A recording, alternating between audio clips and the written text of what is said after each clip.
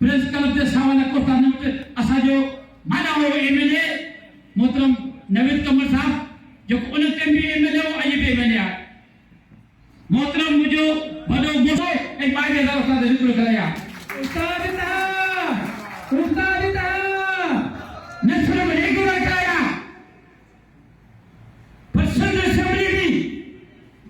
Hema MP हुआ सैयद एजाज हुसैन जा बुखारी अब्दुल करीम सोरो जिन्हें सदर असेंबली में रोजानी एक जनाते उन टाइम जो स्पीकर हो आगास राज रंग साहब जो गुजारने वाला उनके कराची का जो पेश कर सुनियो साले तरफा उन्हें कोशिश शामिल इन्होंने असेंबली भी एक जाकर रात ने जाकर आए बिल पास करायो जेडी बिल पास थियो सिंधियो साले याद हो जाओ तो ये एमपी हुआ जिन्हें मुसाफिर नौजवान उस्ताद हुआ जे साई शरबत में बैठो है काफी दोस्त होता चाचा जुल्फकार संभाला बैठो है साई अली नवाज हो काफी दोस्त वहां के जा नाला था उनका गति हिनने एमपी साहबान सिंधियो उस्ताद जो